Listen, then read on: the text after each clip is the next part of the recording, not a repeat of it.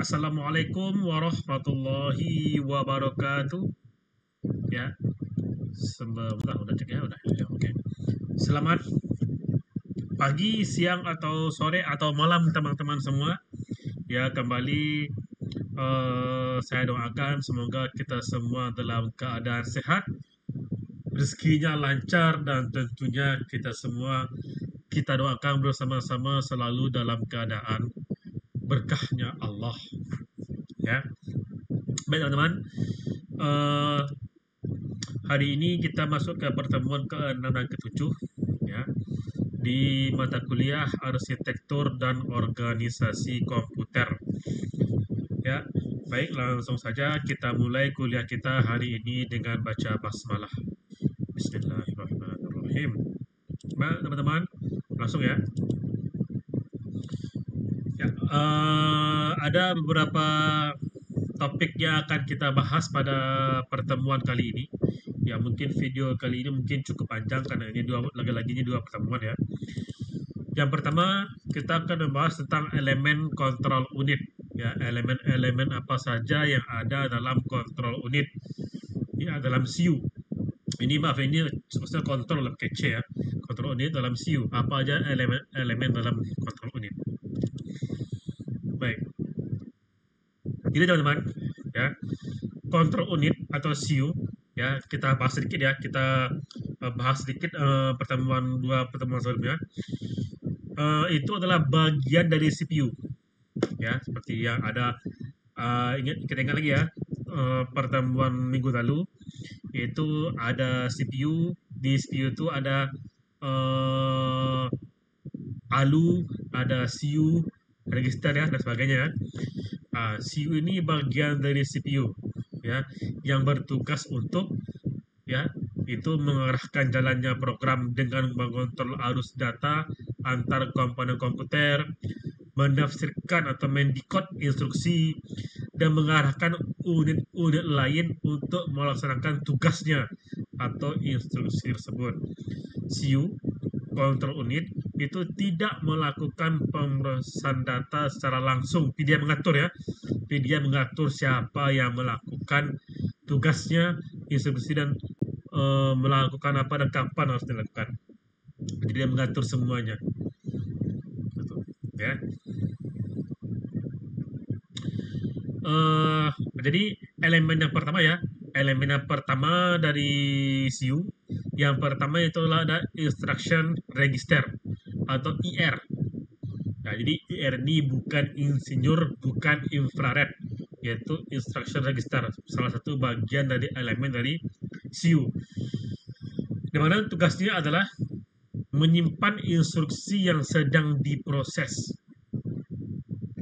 Lalu kontrol unit membaca isi IR ya untuk mengetahui operasi apa saja yang harus dilakukan, di mana IR adalah titik awal proses dari decode tersebut, menerjemahkan. Ya.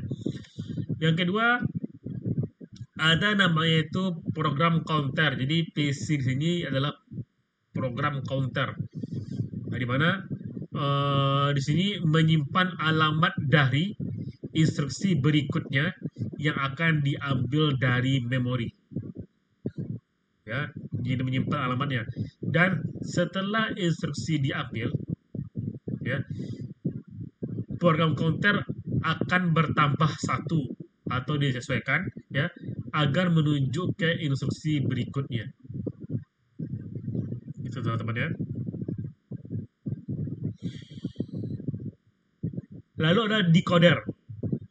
Ya, ini menerjemahkan ya. Jadi maaf. Jadi bagian dari CU ini dia bertugas menerjemahkan, mendekode instruksi dalam IR menjadi sinyal kontrol yang bisa dimengerti oleh bagian-bagian CPU lainnya.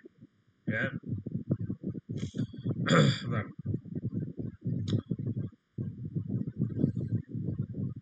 Ya. Misalnya, jika instruksi adalah add, maka decoder akan mengatur agar ALU melakukan penjumlahan. Ya.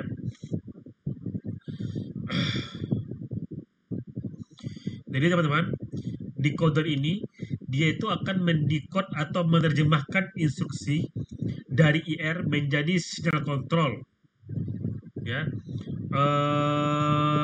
ya yang dimengerti oleh CPU lainnya. Ya, itu dia intinya. Nah, yang keempat itu timing dan kontrol logic, di mana dia menyediakan pengaturan waktu atau clock dan logika kendali agar seluruh aktivitas CPU terjadi secara sinkron, di mana biasanya dikendalikan oleh sinyal clock. Dan dia juga menentukan urutan langkah eksekusi, yaitu seperti kemarin bilang ya, ada fetch, decode, dan ada execute.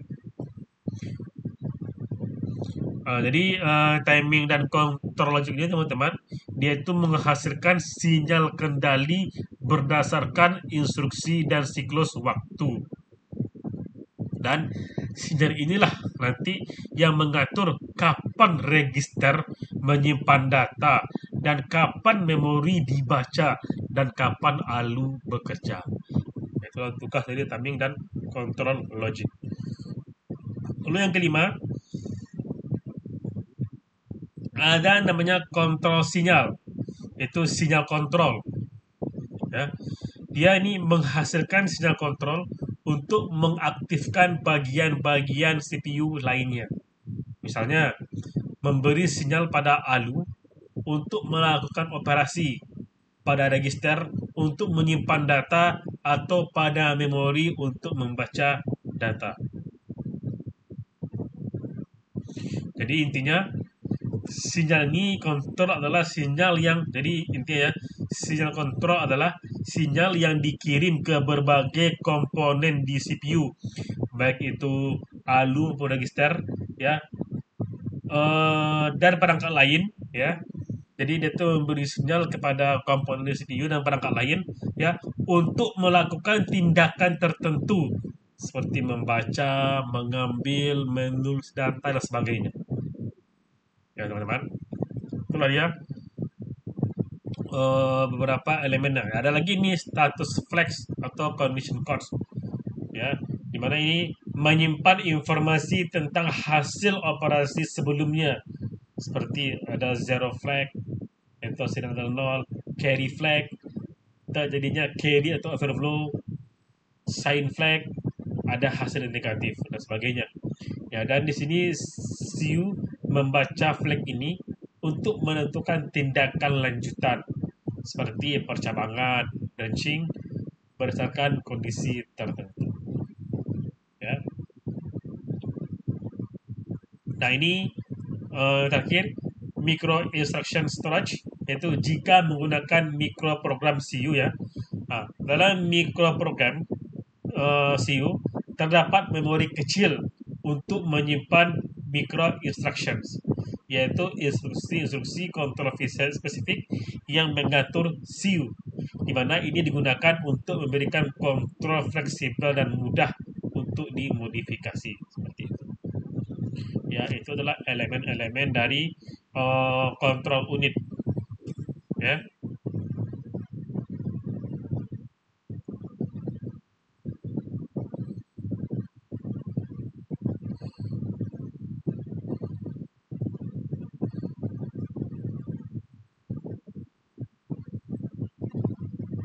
Baik, lanjut. Sekarang masuk ke cara kerja elemen kontrol unit. Ya, cara kerjanya. Ya, yang pertama tidak ada PC, ya.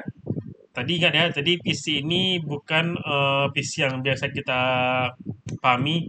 PC di sini adalah program counter, di mana program counter menunjukkan alamat instruksi berikutnya, di mana instruksi itu diambil dari memori. Ya, yang kedua, instruksi disimpan ke dalam IR.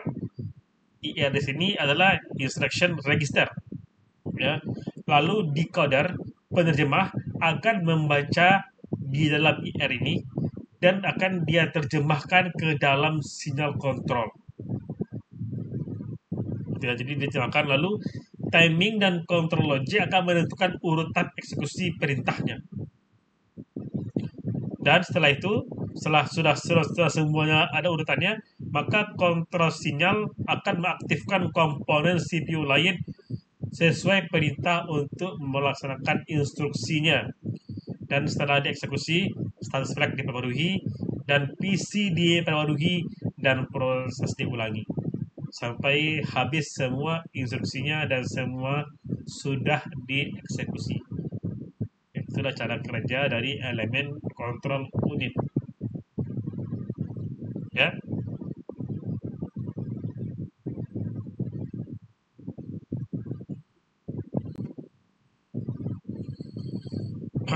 Nah, kalau kita bisa rangkum ya, kita rangkum secara garis besarnya. Instruction register atau IR itu fungsinya menyimpan instruksi yang sedang diproses. Ya, memori kecil untuk menyimpan instruksi yang sedang diproses. Kalau program counter itu menunjuk alamat instruksi selanjutnya. Di counter dia menerjemahkan instruksi ke sinyal kontrol. Kalau timing dan control logic itu dia mengatur waktu dan urutan kerja CPU. Kalau kontrol sinyal generator mengeluarkan sinyal untuk mengaktifkan komponen CPU lain dan atau komponen-komponen perangkat lain. Ya, kalau status flags itu menyimpan hasil kondisi operasi sebelumnya. Kalau ini hanya optional. Kalau ada micro instruction storage, ini menyimpan microcode untuk CPU program. Tapi ini jangan dipakai ya, ini optional.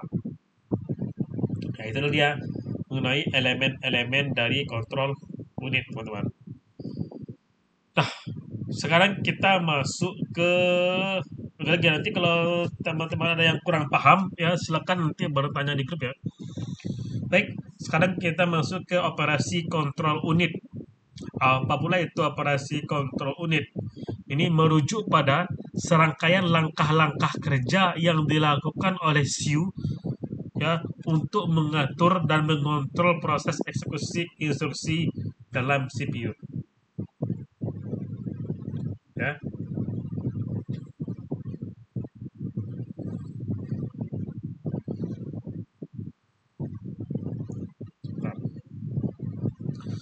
CPU ya bertindak seperti pengatur lalu lintas internal, di mana dia akan memastikan semua bagian CPU bekerja sesuai urutan dan waktu yang benar.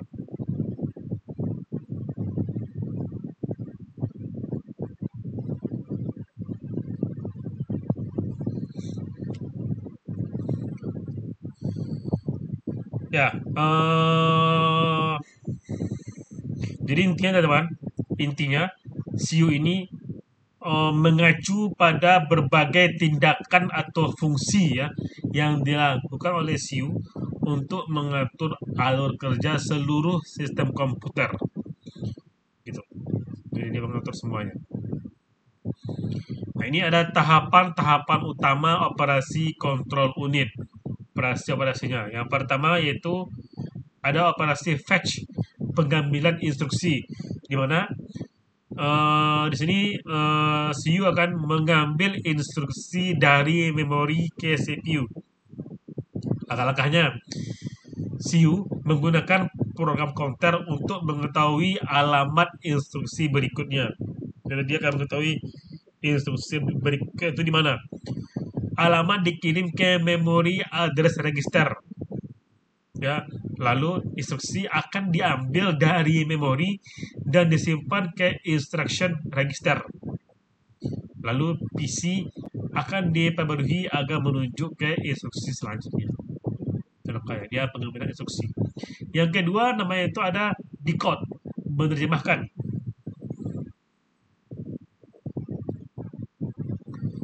Di mana di sini nih CPU akan menguraikan instruksi agar CPU memahami apa yang harus dilakukan. Langkah-langkahnya, CPU membaca isi dari instruction register. Lalu instruksi tersebut ya dia udah dibacanya ya. Lalu instruksi itu akan dikirim ke bagian decoder penerjemah ya untuk diterjemahkan menjadi sinyal kontrol. Lalu setelah itu decoder akan mengidentifikasi operasi, misalnya ada mungkin penjumlahan, pemindahan data atau operan dan sebagainya.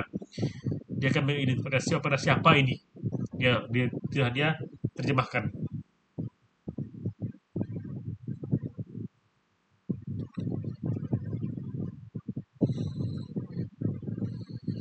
Lalu yang ketiga dia itu ada execute pelaksanaan instruksi, di mana ini CEO akan menjalankan instruksi sesuai dengan perintah.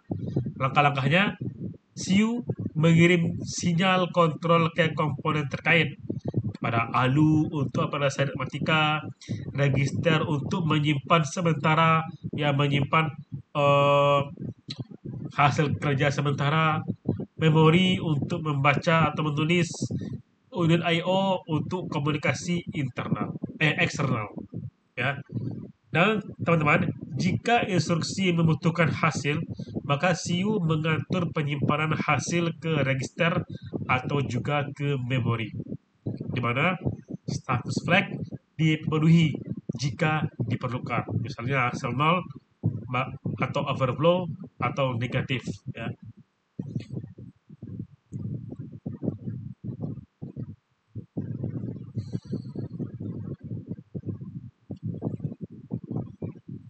Nah, ini ada lagi operasi-operasi pendukung, ya pendukung dari CU, yaitu ada kontrol sinyal generation, yaitu menghasilkan sinyal-sinyal yang mengaktifkan bagian-bagian CU lain seperti instruksi, di mana di sini CU akan mengeluarkan sinyal-sinyal ke komponen lain ya seperti ke ALU, register, memori dan sebagainya, ya. Lalu juga ada timing control. Ya, dia akan mengatur urutan dan waktu operasi ya agar semua komponen sinkron kerjanya dan sering dikendalikan oleh clock. Ada branching dan juga jam handling. Ya, ini mengatur perubahan alur program, misalnya if statement atau looping pengulangan. Ya, berdasarkan kondisi tertentu dari flag. Ada interrupt handling, yaitu jika ada gangguan atau permintaan mendesak dari perangkat luar, maka CU bisa menjeda eksekusi dan menangani permintaan tersebut. Ini adalah operasi pendukung yang jika memang ini tidak bersifat umum, ya.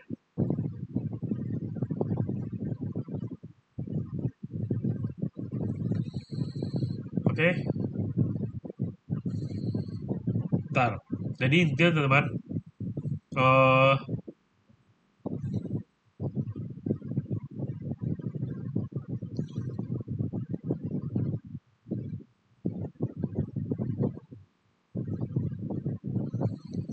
ya operasi kontrol.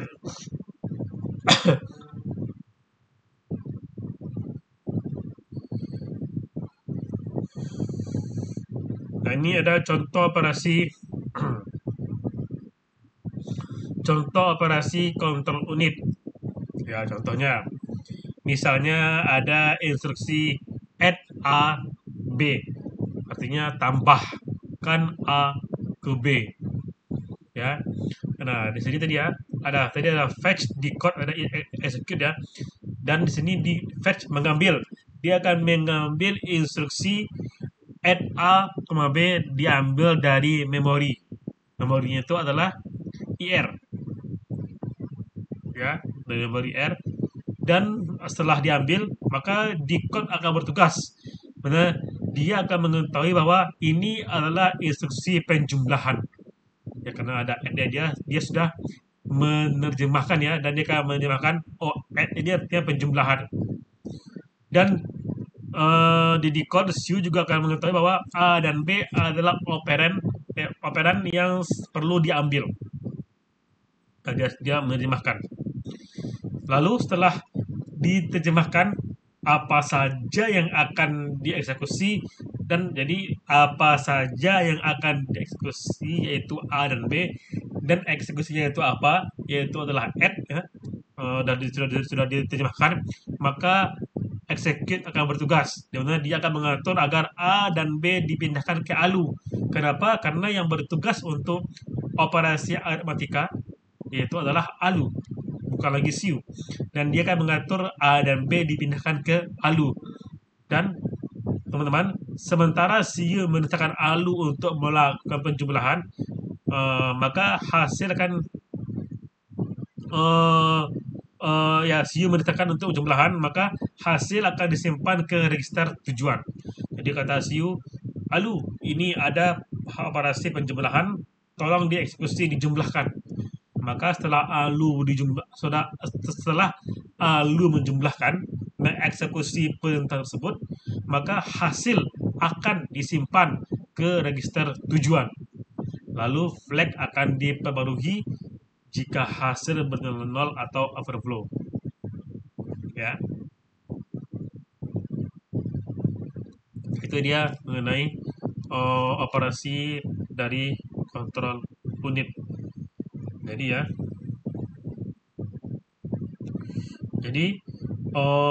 sekali lagi kita ingatkan bahwasanya CU dia tidak mengeksekusi perhitungan, baik itu aritmatika maupun operan ya. Dia tuh hanya mengatur ya, karena yang bertugas itu adalah ALU, dan dia tidak menyimpan data permanen karena itu tugas memori. Tapi CU itu mengatur, mengkoordinasi, dan mengendalikan semua komponen komputer agar bekerja sesuai dengan instruksi untuk mengeksekusi perintah. Itu ya mengenai operasi kontrol unit. Baik, sekarang kita masuk ke operasi makro.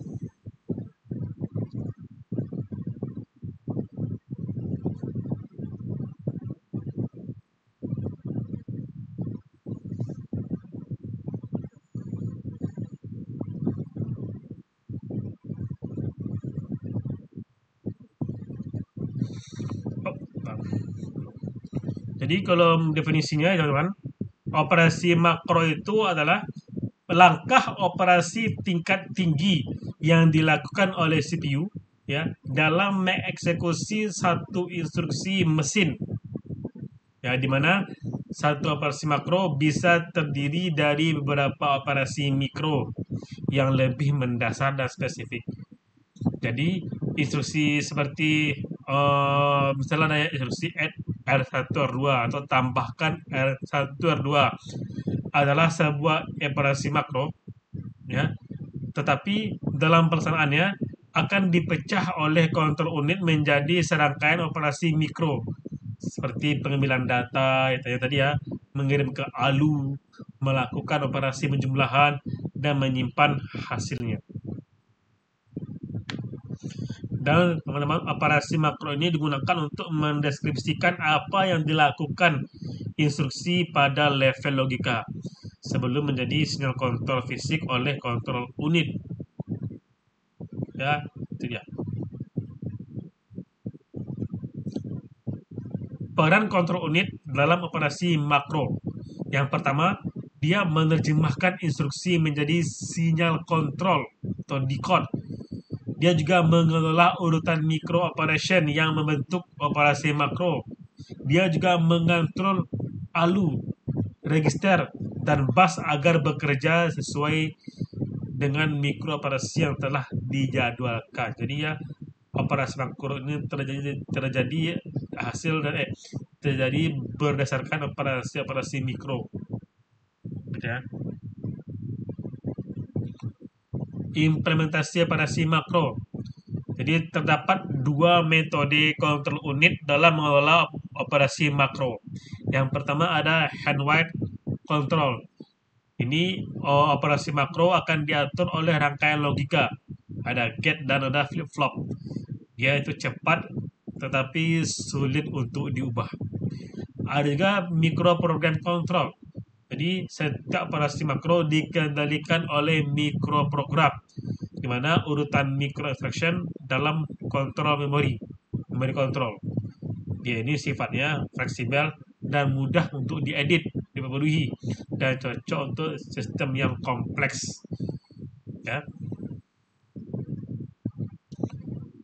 Siklusnya, ya siklus operasi makro ini kita cepat ya.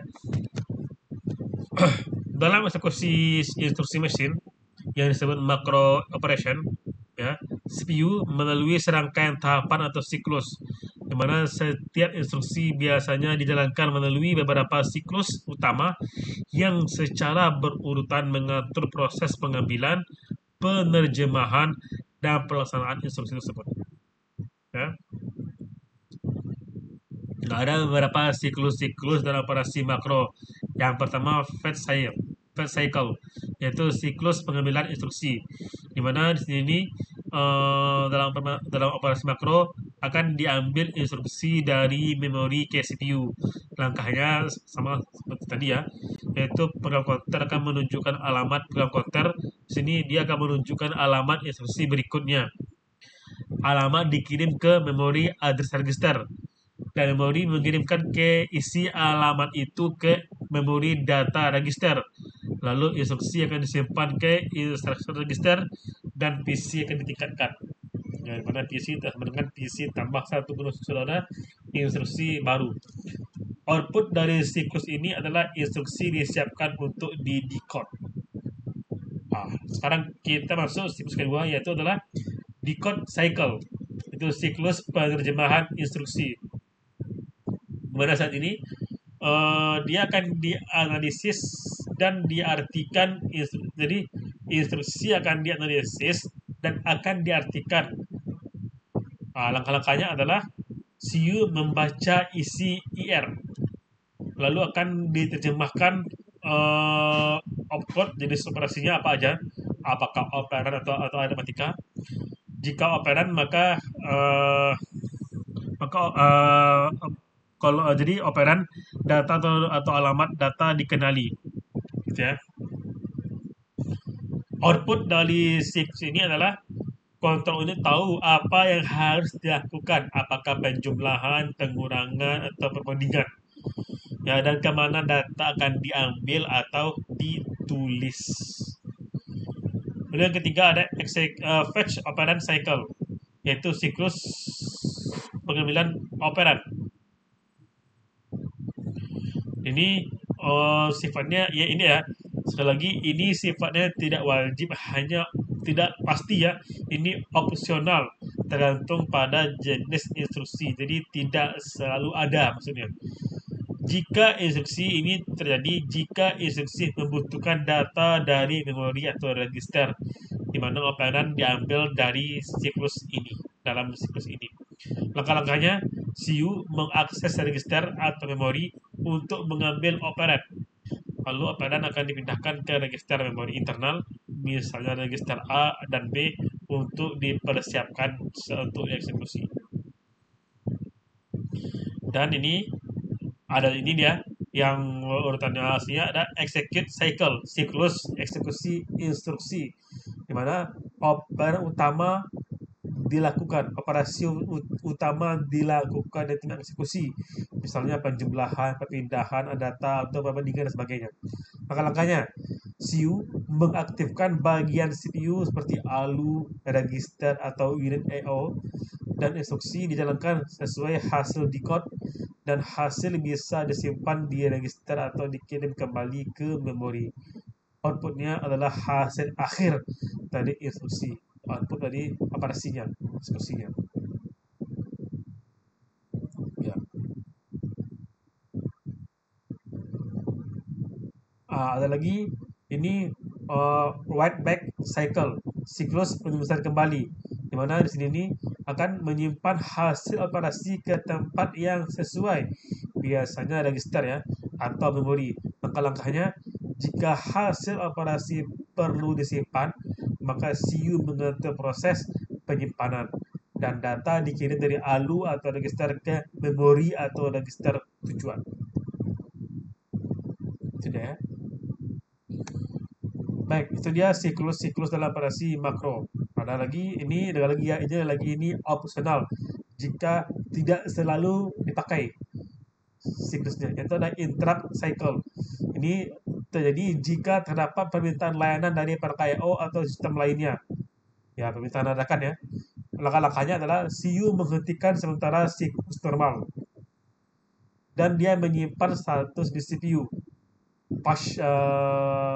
Push ke stack dan dia melayani interrupt, yaitu dia akan melayani perintah yang mendesak yang baru ini ya, dan dia setelah selesai maka dia akan kembali ke eksekusi normal setelah interrupt selesai. Dia misalnya ada perintah sedang dieksekusi normal, lalu ada eksekusi yang sudah perintah yang mendesak ya, maka dia akan menjalankan dulu perintah tersebut. Setelah selesai maka kembali ke perintah yang normal. Itu dia siklusnya. Contoh operasi makro.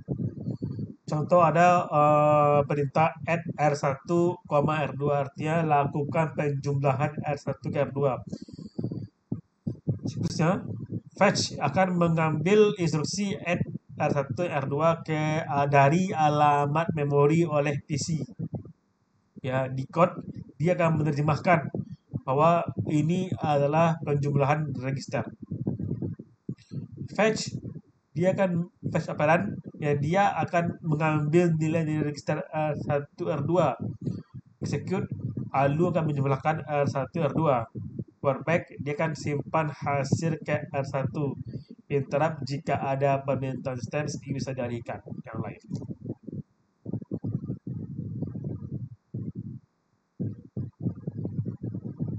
Jadi teman-teman, jadi ya contoh, jadi teman jadi kalau kita bisa simpulkan, siklus operasi makro itu yang pertama fetch ya. Ini mengambil instruksi dari memori, decode menerjemahkan instruksi, fetch operand mengambil data pendukung, execute menjalankan instruksi, writeback menyimpan hasil ke register ke memori, dan interrupt ini melayani gangguan eksternal bila ada. Ini dia siklus operasi makro. Jadi kalau bisa kita apa teman? Jadi operasi makro ini biasanya satu operasi makro mewakili satu instruksi logis. Dan biasanya operasi makro itu teman-teman itu bisa dijelaskan dalam bentuk mikro operasi. Dan dia tidak menggambarkan sinyal fisik tapi aktivitas logika. Dan teman-teman, operasi makro ini berfungsi sebagai jembatan antara arsitektur logis dan organisasi fisik. Jadi intinya ada dua ya, ada dua operasi, yaitu operasi makro dan operasi mikro. Dimana kalau operasi makro ini intinya itu apa yang akan dilakukan. Nah itu ya bedanya. Kalau operasi makro ini intinya apa yang akan dilakukan.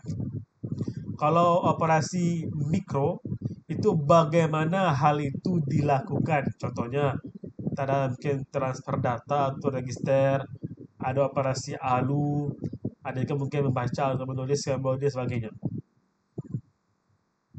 Jadi bisa kita simpulkan operasi makro dia itu menyederhanakan pemahaman eksekusi instruksi dan dia digunakan untuk menggambarkan aktivitas sistem komputer secara logis, dan dia juga merupakan tahap awal sebelum instruksi dipecah dan dikendalikan melalui micro operation dan juga sinyal kontrol. Ya.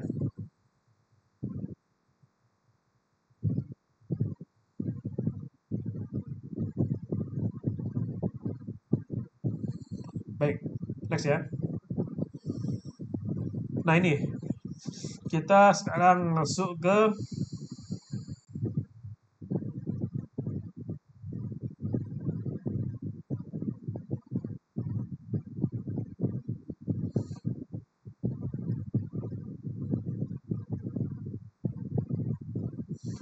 sistem input output atau sistem I/O.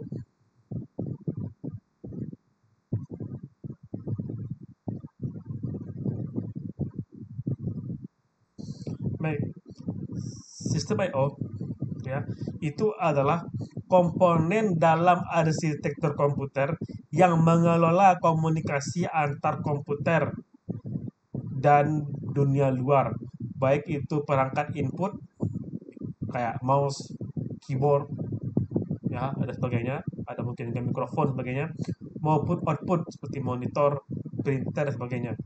Mana sistem I/O atau input output memungkinkan transfer data antara CPU, memori utama dan perangkat eksternal. Ya,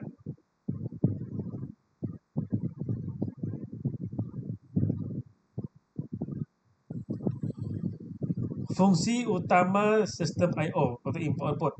Yang pertama, transfer data, di mana akan memungkinkan data masuk ke CPU atau keluar ke perangkat. Ya, dia masuk melalui perangkat input seperti keyboard atau mouse atau mic dan sebagainya. Lalu akan keluar melalui perangkat output seperti monitor, printer dan sebagainya. Dia juga interkoneksi perangkat, di mana menyediakan jalur komunikasi antara CPU dan perangkat eksternal. Dia juga bisa memanajemen perangkat, di mana mengatur kapan dan bagaimana perangkat input output dapat digunakan. Dia juga bisa sebagai penerjemah format, di mana dia bisa mengkonversi data dari bentuk sinyal fisik menjadi format biner dan sebaliknya. Dia juga bisa melakukan pengendalian proses I/O, mana dia bisa menyediakan mekanisme seperti interrupt, calling, atau DMA agar I/O tidak mengganggu CPU. Itu adalah beberapa fungsi-fungsi utama dari sistem input. Nah, komponennya yang pertama tentu perangkatnya, device-nya, yaitu yang ada perangkat keras yang digunakan untuk memasukkan atau mengeluarkan data, perangkat input dan juga output hardware-nya. Ya, contohnya ada keyboard, ya, mouse, scanner, printer, monitor, disk drive dan sebagainya. Ada juga I/O controller, yaitu pengendali I/O, di mana ini perantara antara perangkat I/O dan CPU memori, atau memori ya. Ini bertugas mengatur perintah dari CPU, menerima atau mengirim data, dan juga menangani status dan kesalahan perangkat. Lalu ada juga input output modul. Ini menghubungkan bus sistem dengan perangkat I/O. Ini dapat terdiri atas register, buffer, logika kontrol, dan pengatur data, di mana dia ini akan menangani detail teknis dalam operasi input output. Ada juga komponen bus I/O, bus input output, di mana jalur sinyal untuk mentransfer data dan kontrol. Ada data bus, yaitu pengangkut data. Ada address bus, yaitu membawa ke alamat tujuan. Ada control bus, yaitu membawa sinyal kendali seperti read atau write. Ya. Nah,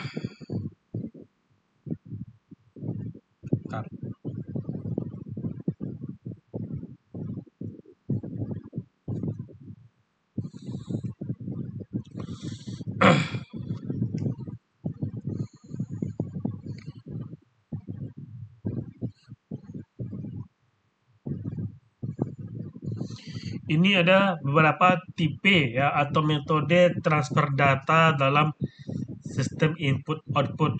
Yang pertama metode program.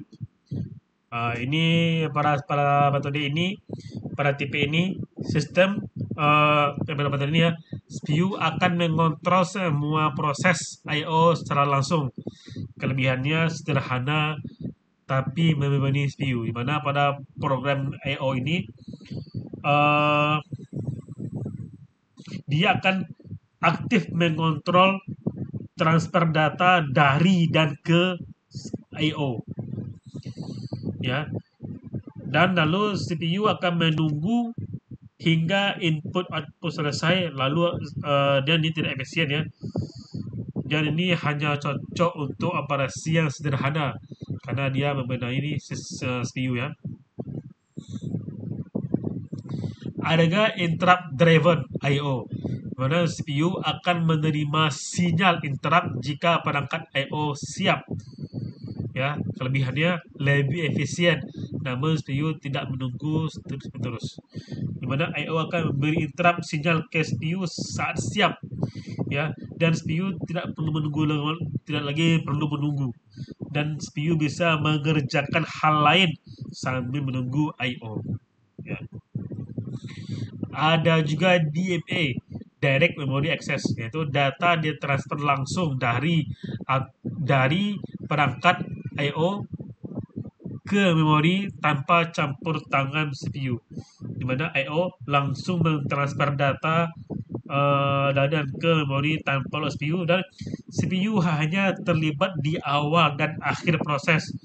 Ini sangat efisien, sangat cepat. CPU tidak dibebani dan sangat efisien, sangat bagus untuk transfer yang besar, ya. Nah, ini proses kerja sistem input output, ya. Gambaran umumnya.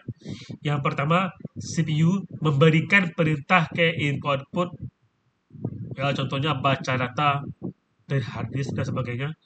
Lalu input output controller akan mengirim sinyal ke perangkat I/O, ya, dia akan mengirim sinyal ke perangkatnya, dan setelah data tersedia maka input output controller akan mengambilnya dan mengirimkannya ke memori atau CPU. Lalu CPU diberitahu jika data sudah siap melalui polling dan juga interrupt. Itu teman-teman, ya.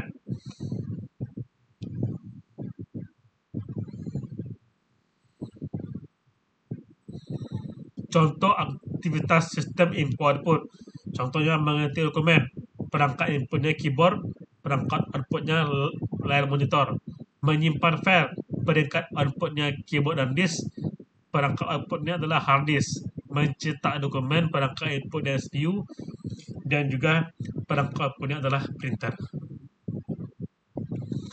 Nah, di sini contoh cara kerjanya. Misalnya ini mungkin mengetik dokumen, ya. Misalnya user atau kita mengetik huruf A pada keyboard, maka keyboard akan mengirim sinyal ke input output controller. Lalu kontrol itu akan memberitahu CPU dengan interrupt atau polling. Lalu CPU akan membaca data A dari input output register, dan data akan dikirim ke memori dan akan ditampilkan di layar huruf A. Jadi gitu, ya, sebenarnya cara kerja sistemnya, dan dia berlangsung cepat sehingga kita ketik A akan muncul A, padahal dia banyak proses yang terjadi seperti itu. Nah, sekarang pertanyaannya, kenapa sistem input-output itu penting, teman-teman? Ya, kenapa? Karena tanpa sistem ini, komputer hanya akan memproses tanpa bisa berkomunikasi dengan dunia luar, atau dengan perangkat lain, atau dengan kita, dengan pengguna. Ya, tanpa ini tidak bisa berkomunikasi. Input-output memungkinkan kita berinteraksi langsung dengan komputer. Ya, input-output menjaga efisiensi CPU dan memastikan operasi data masuk dan keluar berjalan secara stabil. Jadi kenapa input-output itu sangat penting, dan itu memang sangat penting untuk supaya bisa adanya interaksi pengguna dengan komputer. Jadi intinya teman, sistem I/O itu ya intinya ada perangkat I/O yaitu alat fisik input output data, ya alat fisiknya seperti keyboard, ya kalau alat input seperti keyboard, mouse, mikrofon atau controller dan sebagainya.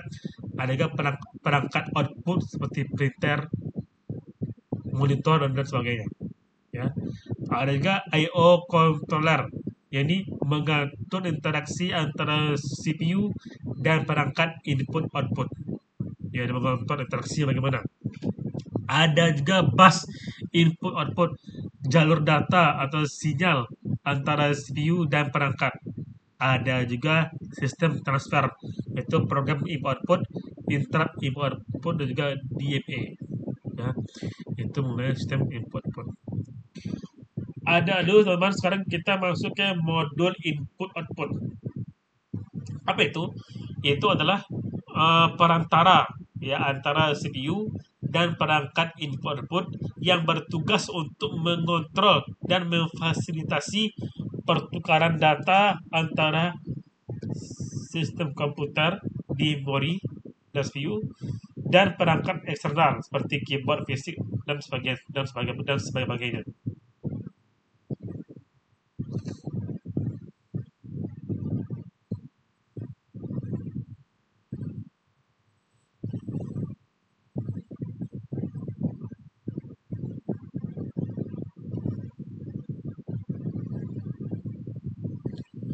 Modul ini membantu CPU untuk tidak langsung menangani semua detail teknis perangkat, sehingga CPU bisa fokus pada pemrosesan utama.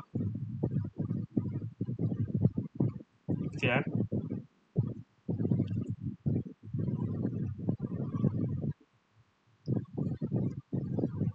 Fungsi utamanya yaitu yang pertama adalah pengendalian atau mengontrol input output, di mana dia akan mengontrol operasi perangkat input output seperti baca, tulis, mulai atau stop. Ya, dia akan mengatur status, ya, operasi baca, tulis atau sinyal kendali. Ada fungsinya itu pertukaran data, di mana sini dia akan mengirimkan dan menerima data antara CPU atau memori dan perangkat eksternal. Ya, misalnya dia membaca data dari keyboard atau mengirimnya ke data ke printer. Ya, mungkin gitu ya. Ada juga manajemen status, yaitu menyediakan status perangkat siap atau tidak, error atau selesai.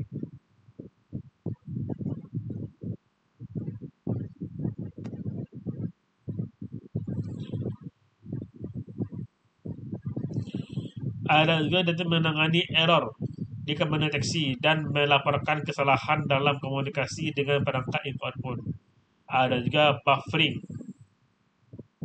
Ya, dia ini menyimpan sementara data sebelum dikirim ke tujuan. Di mana dia akan menyimpan data sementara agar sinkron data antara cache buffer CPU dan juga perangkat input output. Ya.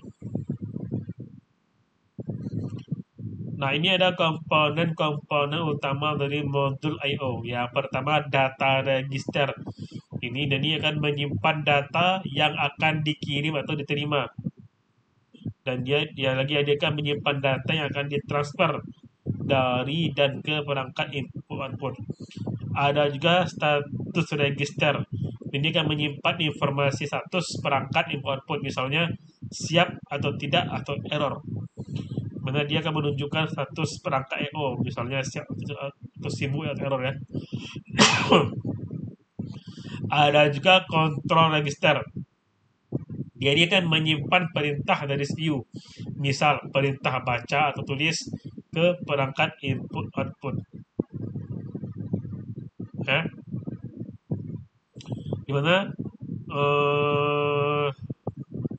dan juga dia akan juga menyimpan perintah tadi bilang perintah baca, tulis atau mengatur perangkat dan sebagainya. Ada juga ada juga buffer. ya. Buffer yaitu area penyimpanan sementara untuk mengantisipasi perbedaan kecepatan antara CPU dan perangkat input output, di mana dia akan menjaga data sementara. Ya, dia akan menjaga data yang ditransfer agar kecepatan CPU dan perangkat input output bisa diseimbangkan. Ada lagi itu logika kontrol, ini mengatur urutan operasi, sinkronisasi dan komunikasi antar komponen modul. Oke ya, komponen modul I/O. Sekarang masuk ke cara kerjanya. Yang pertama, CPU mengirim perintah ke modul I/O. Misalnya baca data dari disk. Lalu modul input output akan mengatur komunikasi dengan perangkat. Dia akan mengirim sinyal ke disk drive. Lalu data diterima oleh modul input output dan pada saat ini ya data akan ditampung dalam register atau buffer. Lalu data dikirim ke CPU atau memori, mana CPU akan mengambil data atau DMA dan mengirimkannya langsung ke memori.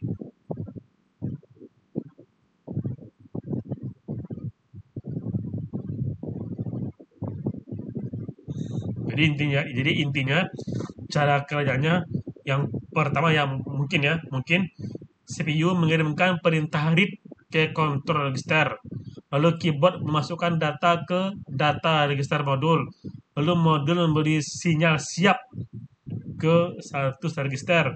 Lalu CPU membaca data dari data register dan setelah itu terakhir modul akan mengatur agar perangkat siap menerima input berikutnya sebagainya. Ya. Sekarang ada tipe operasi modul input output. Yang pertama input, ini menerima data dari perangkat eksternal ke sistem. Output mengirim data ke sistem perangkat eksternal untuk ditampilkan. Kontrol mengatur fungsi perangkat, misalnya aktifkan printer, dan status checking yaitu mengetahui kondisi perangkat, misal siap menerima data atau tidak. Contoh modul I/O ya, ada mungkin port USB, modul I/O untuk perangkat seperti flash disk, keyboard, mouse dan sebagainya ya.